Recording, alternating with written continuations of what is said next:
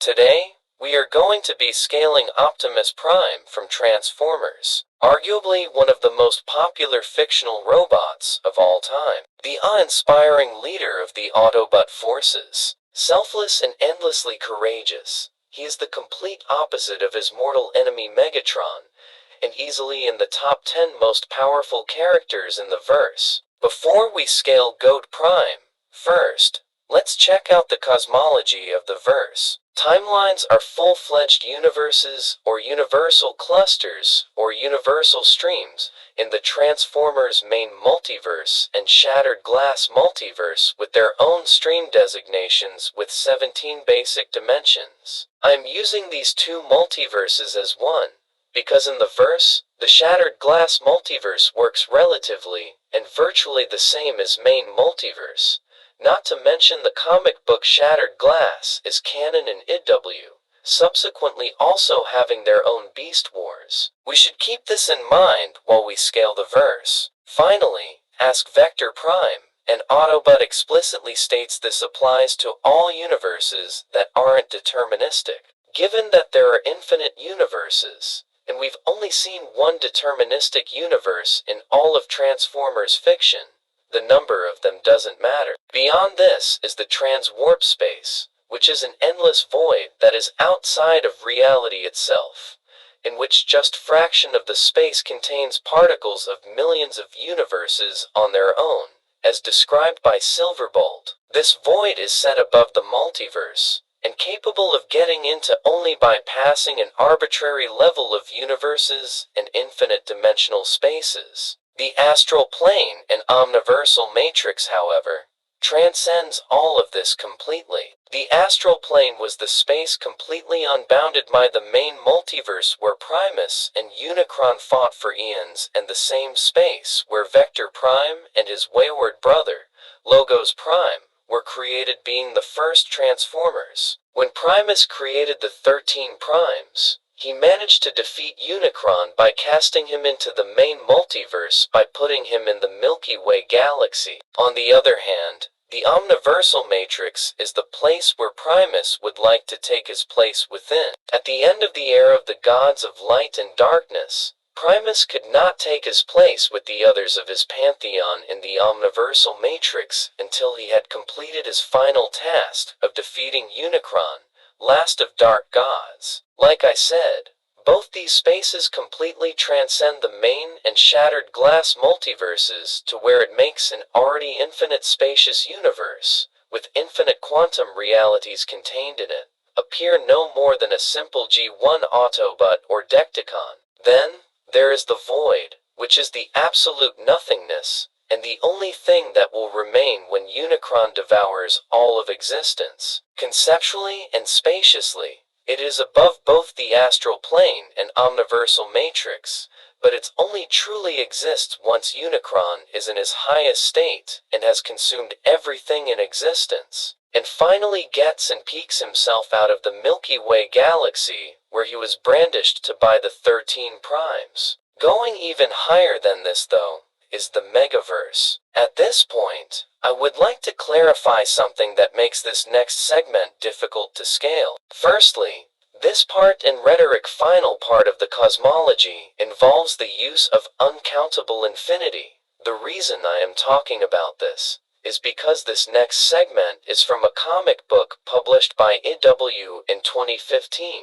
and it is a comic book about aerial bots, flying Autobots. The cardinals that they used were not the type of cardinals that were popular for power scaling at the time, and most people focused only on feats rather than heavy usage of mathematics and cosmology, since the book's main focus was on aerial bots. However, the mathematics were discovered during this time, and do have their basis, so it's likely that the writer decided to put these mathematics in as considered hyperbole and exaggeration, which to some degree does not scale the highest considering that this is comic book logic, and there is already a lot of difficulty scaling those verses with mathematics, because it's hard to build a solid structure based with those panels and unfiltered context with just those alone. With that out of the way, The Megaverse is a wider sphere that contains both the entire multiverse and innumerable other universes, or multiverses, and imaginative worlds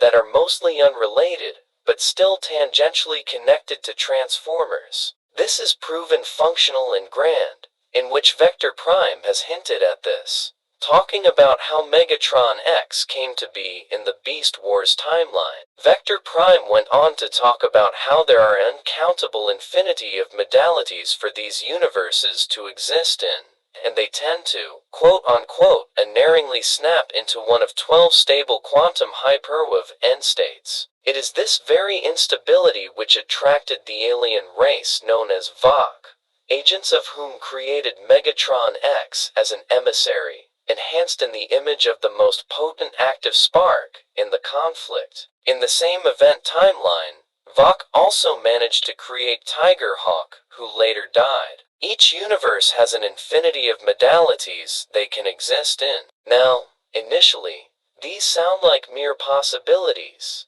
not real universes, but Vector Prime makes it abundantly clear right after that each of these modalities can be cataloged as their own universal stream, only that he doesn't feel the need to do so, but Rhinox would. He states again that universes are branch points for further universes to spawn from. This to some degree comes from the idea of the TFEC comics themselves, reiterating Marvel's conceptual idea of each action creating a new universe. With this in mind, we have a clear picture of how the multiverse works. Each universe, with infinite higher dimensions inside of them, and the dimensions themselves have their own upper worlds, or even higher planes of existence. All of these, of which there are an infinite amount, spawns infinite new universes of its own, and those continue the chain indefinitely, which grants the size of this multiverse as complex multiversal, or a 1C chain.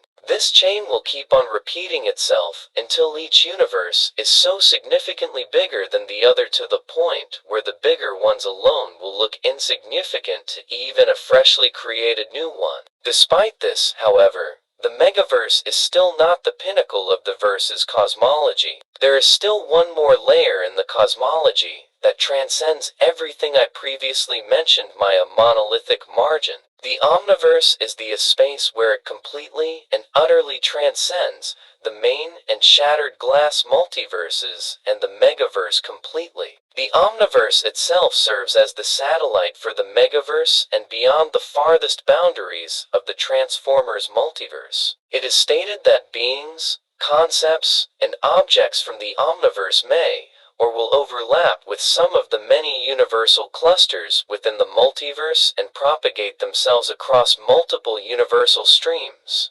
sometimes creating entirely new realities. Along with having more uncountable infinities and more infinite sets of infinite universes colossally stacked on top of each other, more and higher than any of the other subsequent planes and layers, making the Omniverse the peak pinnacle of the Transformers cosmology. To give you an even better description about the Omniverse, which includes Vector Prime's conversation stating that the multiverse and multiverses contain an uncountable level of realities in the tens of quadrillions, while explaining that the Omniverse is infinity itself in his own perspective. Therefore, the entire multiversal hierarchy of subsequent planes and realms in the verse all fall under it. Characters like Vector Prime, who can interact with the Omniverse and have a good recollection of the Megaverse and the Omniverse's own relation. Regenesis, beings higher than both the main multiverse and the transwarp space or unspace, the existence of the One, the dark and light's God and gods, the main multiverse, Shattered Glass Multiverse, and the Marvel Comics' own imprint of Transformers comics. Not in Marvel continuity, but in the Transformers verse, all being connected and all having Beast Wars and infinite levels and layers of Cybertron. The addition of the comics being main towards and are canon to the 80s television series, and other information providing strong evidences as proving the Transformers versus grand cosmology as it is. That's pretty much it for the cosmology. But before we scale Optimus Prime, I would like to clarify some misinformed stuff that people have said while scaling the verse. Firstly, there was a comic book event out there published by 𝐏𝐑𝐄𝐒𝐄𝐑𝐂 called Infestation 2, which is a crossover series about the Transformers meeting up with the Teenage Mutant Ninja Turtles. 𝐑𝐄𝐒, 30 Day of Night, CVO, Covert Vampiric Operations, etc. In this comic series, they have to fight the Great Old Ones from 𝐏𝐑𝐿, Lovecraft's Cthulhu mythos, and Optimus alone ended up defeat a couple of them. I have heard many people use this alone as justification as to why Optimus scales to high outer, and even higher than this, which simply isn't true, since the only way a piece of Lovecraftian media can be considered canon, or just as powerful as the actual interpretation, is that that piece of media has to be written or approved by the Lovecraft Circle, which none of the 𝐏𝐑𝐄𝐒 comic books have. They have only approved to have the license to it, but none of them have been approved by the Lovecraft Circle for the Cthulhu mythos grand cosmology, meaning that none of the eldritch deities you see in the comics are as powerful as the original book interpretations from almost a century ago. Since 𝐏𝐑𝐄𝐒 only got the license to use the Lovecraftian deities, and not the cosmology, this does not exactly apply to every Yog-Sothoth piece of media, however, as you can literally write an entirely new revival in Arkham in the cover of a small book of any time above the 70s, and it would still be considered valid to the vanilla cosmology if it is accurate enough to what it was and stood for, and took the mathematics in it for granted, and it could still be scaled to an insane extent like the Circle itself wanted and intended it to be. It won't be a part of the Lovecraft Circle,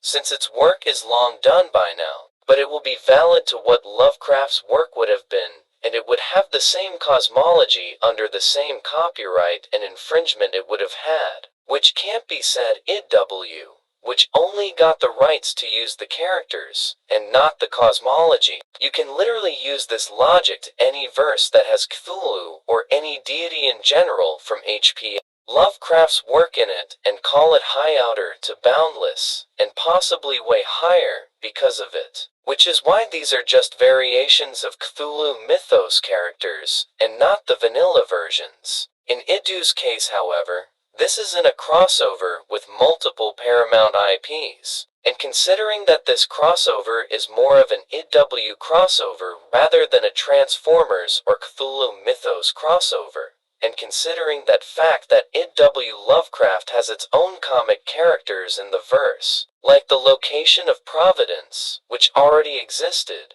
just in different and factionalized version in 𝐻𝐵. Lovecraft's version, it is likely that the version of Cthulhu mythos that is shown here is in its own continuity or technical verse completely separate from the mainline Cthulhu mythos cosmology. And I think this massively narrows down Optimus's power in terms of what people believe in, because I see some people, when scaling Optimus Prime, use this only feat to get him so high in the tiering system, which is just simply not true. Secondly, I would like to address who the one can really be depending on which media and interpretation, since basically all pieces of media made official by Transformers is canon, such as the TV series where the creator of Unicron is a scientist called Primacron, who created Unicron along with everything in G1. However, the once shared existence would already disprove this, so it's likely that Primacron has a small percentage of the one's power given to help explore the multiverse, or more accurately,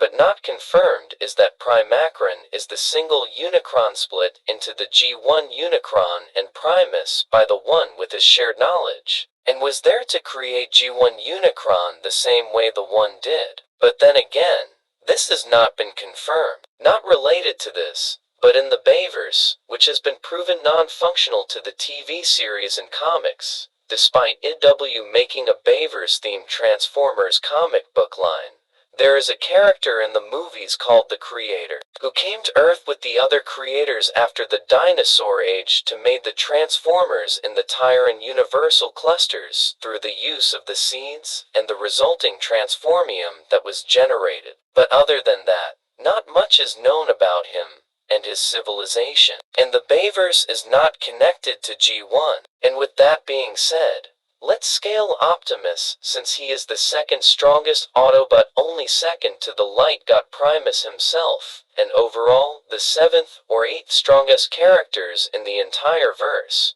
I know that many people will not like this scale, but I could give two fucks about other people's opinions rather than perceived credibility. Optimus Prime can be scaled anywhere from low complex multiversal all the way to hyperversal, as there is simply not enough things to scale him to even any layer of outerversal, let alone boundless. The relationship between the Megaverse and the Omniverse holding string theory together, and the Omniverse being the Megaverse's satellite, are the only reason he could even reach hyper.